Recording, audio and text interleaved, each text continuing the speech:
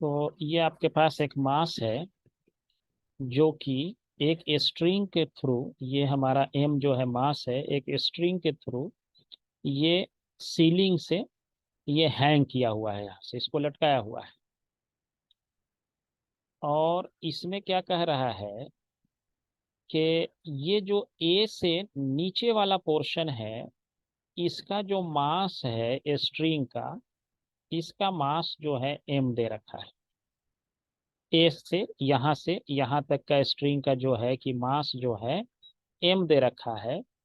तो हमसे ये पूछ रहा है कि ठीक इससे ऊपर जो है यहाँ पे टेंशन बताइए, ए पे, जस्ट ए पे टेंशन पूछ रहा है हमको निकालने के लिए।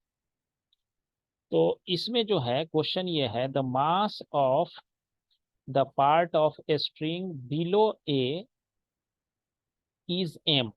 ए से नीचे जो है ये एम है। Find the tension of the string at the lower end at A. At the lower end and at A, दो जगह निकालना है। यानी कि एक लोअर एंड पे टेंशन निकालना है, find tension, find tension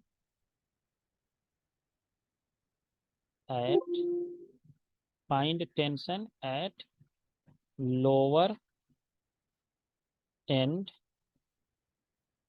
A and at A के नीचे निकालना है और ए पे निकालना है टेंशन कितना होगा इसमें।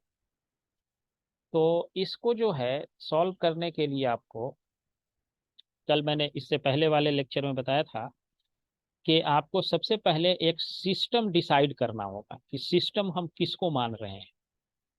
फिर जो है जब सिस्टम डिसाइड कर लेंगे तो उस पे हम सारे फोर्स का जो है कैलकुलेशन वगैरह देखते हैं कि उस पे कौन कौन से फोर्स उस सिस्टम पे एक्ट कर रहा है, एक्सटर्नल फोर्स। मीन्स कि if we decide a system, then we have to consider what type of forces are acting on this system। तो ऐसा करने के लिए पहला कंडीशन हम ये लेते हैं कि हम, कंडीशन नंबर वन यहाँ हमारा है कि हम लोअर एंड का पहले बात करते हैं। सबसे पहले firstly I consider the lower end, lower end of A के नीचे वाला एंड पे सबसे पहले हम कंसीडर करते हैं। तो अब जब लोअर एंड पे हम कंसीडर करेंगे तो ये इसके नीचे की हमारी बात होगी, ऊपर के नहीं, इससे नीचे हम बात कर रहे हैं। और मास जो एम है हमारा, इस पर जो है इस मास को हम मान लेते हैं कि इस, ये जो है हमारा सिस्टम है, मास जो है वो सिस्टम है। तो उसको, सिस्टम को कैसे मानेंगे, पॉइंट मास के तरह मानेंगे। तो इस पर जो है हमारा फोर्स जो एक्ट करेगा नीचे के तरफ, वो होगा एम इंटू जी हो जाएगा। और इस पर ऊपर के तरफ ये रस्सी, जो ये वाला रस्सी है, ये इसकी हम बात कर रहे हैं अभी, सिर्फ इसी रस्सी की। तो ये क्या करेगा, इसको एक ऊपर के तरफ फोर्स लगाएगा, दैट इज कॉल्ड टेंशन। और tension is nothing but it is electromagnetic force है ये। This force is electromagnetic force है, इलेक्ट्रोमैग्नेटिक फोर्स है। और this force is gravitational force, this is gravitational force, gravitational force, ये gravitational force है ये, M G नीचे की तरफ। अब देखिए ये, इसमें कहीं कोई मोशन नहीं है, ये रुका हुआ है। तो इसका मतलब ये हुआ कि ये दोनों जो है, ये ग्रेविटेशनल क्या है, फोर्स है। इसको हम पुल भी कह सकते हैं, जो अर्थ अपने तरफ इसको खींच रही है। तो इसमें जो है इस कंडीशन में कोई एक्सेलरेशन नहीं है। तो इसका मतलब हुआ कि T equal to M into G हो जाएगा सिंपली। यानी कि vertical force equal to horizontal force, then this point mass will remain in stationary condition. अब ये हमारा हो गया कब, जब नीचे की हम बात करें, नीचे वाला स्ट्रिंग जो है इस मास पे जो फोर्स लगाएगा, which will be M into G. अब आते हैं दूसरा पार्ट पे कि ये इसके ऊपर पूछ रहा है यहाँ पे कि कितना फोर्स लगाएगा इस पे। इसके ऊपर, मतलब ए पे कह लीजिए या ए से थोड़ा ऊपर कहेंगे, हर जगह ये यहाँ से यहाँ तक ये टेंशन का फोर्स एक ही रहेगा यहाँ से यहाँ तक। जैसे यहाँ से यहाँ हमारा ये, इस पे हमको फोर्स निकालना है तो वो बताना पड़ेगा, जस्ट ए पे बताना पड़ेगा। इसका मास तो नीचे था, लेकिन ये ऊपर में क्या है, इसका मास जो है नेग्लिजिबल है। नीचे का मास एम है, बट अपर साइड का मास क्या है, नेग्लिजिबल है। तो अब क्या करेंगे हम, फिर से जो है फ्री बॉडी डायग्राम जो है खींचेंगे, फिर से फ्री बॉडी डायग्राम खींचेंगे। इसमें देखिए, अब मान लेते हैं कि हमारा ये मास और ये मास दोनों क्या है, कि ये एक सिस्टम है हमारा। यानी कि ये मास और ये वाला जो मास है स्ट्रिंग का, इसको दोनों को हम एक सिस्टम मान लेते हैं। तो जैसे ही इस दोनों को आप एक सिस्टम मानेंगे इसको, तो इसको फिर हम क्या करेंगे कि इसको हम ट्रीट करेंगे पॉइंट मास के तरह। यानी कि इसमें दो मास तो इन्वॉल्व है, बट जब हम फ्री बॉडी डायग्राम खींचेंगे then we will treat it as a point mass. देखिए अब उसको कैसे करेंगे, ये मान लिया। तो इस पे जो है नीचे के तरफ एक फोर्स लगेगा जिसको हम कहेंगे एम इंटू जी। दूसरा जो फोर्स है ठीक इसके पैरेलल नीचे लग रहा है, M into G, due to the string mass, इस स्ट्रिंग के मास के वजह से। और इसके ऊपर जो एक फोर्स लगेगा इसको मान लिया T1 डैश कह देते हैं। तो क्योंकि ये कहीं कोई जा नहीं रहा है, तो इस कंडीशन में फिर क्या होगा कि हम इक्विलिब्रियम लगाएंगे, तो T1 dash will be equal to M G plus M into G, और M plus M into G हो जाएगा। ये देखने में बहुत छोटा चीज है, लेकिन कभी कभी क्वेश्चन जो है ना इतना ही सिंपल पूछ देगा आपसे। देखिए और आंसर लिखिए। देखो, ये जब इसके नीचे मास है तो इसके ऊपर रस्सी में जो टेंशन होगी that will be equal to M plus small M into G. तो ये ऊपर वाले हिस्से में है, और नीचे वाले हिस्से में अगर यहां तक की बात होगी, इसमें टेंशन की बात है, तो वो वाला हमारा ये वाला है। अब जनरली होता क्या है कि जब हम क्वेश्चन बनाते हैं ना, तो उसमें कह दिया जाता है कि ये स्ट्रिंग जो है लाइट है, string is light, string is light, ये वर्ड लिखा रहता है, लाइट है। इसका मतलब हुआ कि ये जो एम है वो जीरो है। इसका मतलब जो है कि string is light means this mass of the string below A is zero. अगर स्ट्रिंग लाइट है तो यहाँ वाला जो मास है जो ए के नीचे वाली ये बात हो रही है, ये वाला जीरो हो जाएगा। तो जैसे ही ये जीरो होगा, तो इस इक्वेशन में एम का वैल्यू अगर हम जीरो पुट कर देंगे, then T dash will be equal to M into G, यही बचेगा।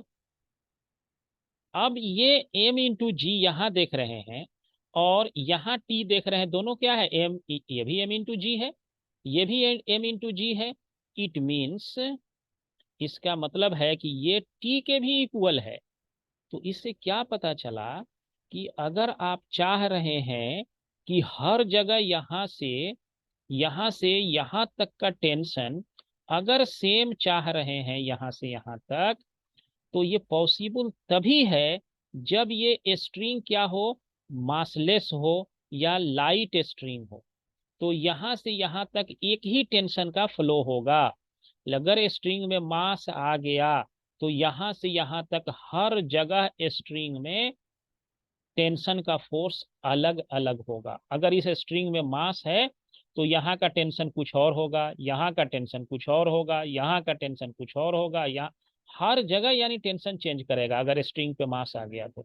जो हमने अभी इस इक्वेशन से इन दोनों से देखा भी कि हर दोनों जगह स्ट्रिंग का क्या होना चाहिए, टेंशन तभी सेम होगा जब स्ट्रिंग हमारा लाइट है, यानी स्ट्रिंग का मास जीरो है। Then same tension will transfer from this point to the point of, जब तक कि इसमें कोई ऑब्जेक्ट बीच में ना आ जाए तब तक ये सारा टेंशन यहां से यहां तक एक ही रहेगा।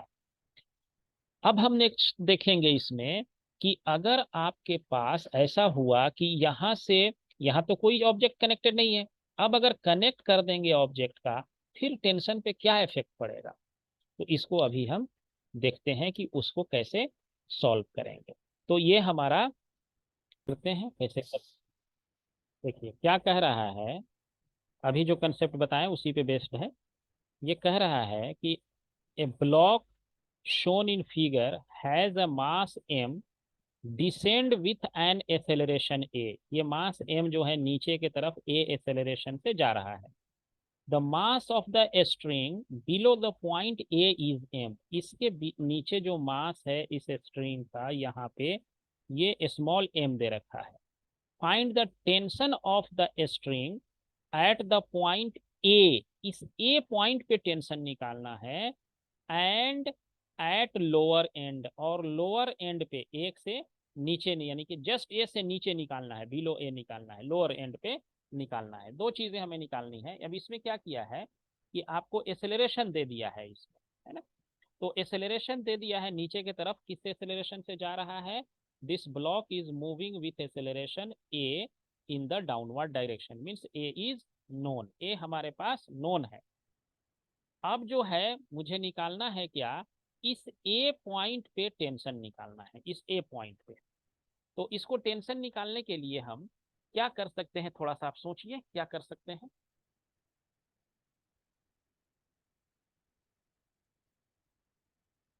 इसको, इस दोनों को एक सिस्टम मान लीजिए, इसको पूरे कंसीडर करते हैं हम। कंसीडर स्ट्रिंग प्लस ब्लॉक, ये एक सिस्टम मान लेते हैं। तो ये वाला पॉइंट हमारा हो गया। इस पे दो तरह का, मतलब स्ट्रिंग का भी, इस पे भी अर्थ का पुल एम जी डाउनवर्ड होगा, और ब्लॉक का भी, दोनों को एक ही मान लिए है। तो टोटल मास हमारा क्या हो जाएगा, एम प्लस एम हो जाएगा। एम प्लस एम इंटू हो गया जी। और ऊपर क्या लग रहा है टेंशन, इस पे मान लो ये स्ट्रिंग पे हमको ऊपर की तरफ टेंशन लग रहा है टी। अब ये ब्लॉक जा किधर रहा है, ऊपर या नीचे, गोइंग डाउनवर्ड।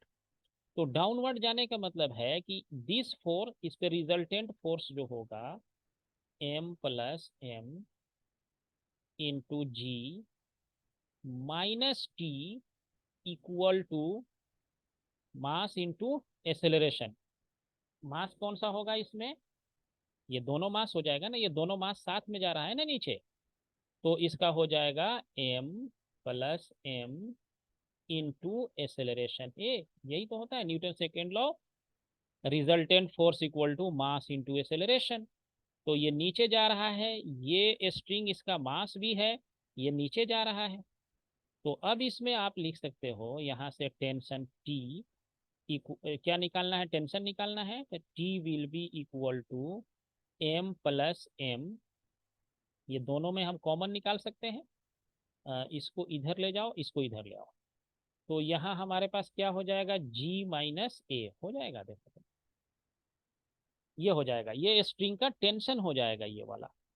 अब अगर इसी कंडीशन में मान लेते कि इफ एम इक्वल टू, मान लो जीरो होता, स्ट्रिंग लाइट होता, तो जो टेंशन आपने कहा जो वो वाला अब करेक्ट, अगर लाइट होता तो एम जीरो हो जाता। तो ये simply tension will be G minus A होता, क्योंकि एक्सेलरेशन हमारा दे रखा है। तो ये स्ट्रिंग अगर लाइट होता तो ये वाला कंडीशन हमारा आ जाता, टेंशन का जो है, अगर हम इसका मास को ये वाला नेग्लेक्ट कर देते तो इस तरह से हमारा निकल के ये आता। तो हमको मास को जनरली, अब जो हम जो भी क्वेश्चन बनाएंगे उसमें ये मास ऑफ द स्ट्रिंग जो है लाइट रहेगा, मास ऑफ द स्ट्रिंग नहीं दिया रहता है। जनरली मास को जो है जीरो मान लिया जाता है। अब हम फिर रुक जाइए।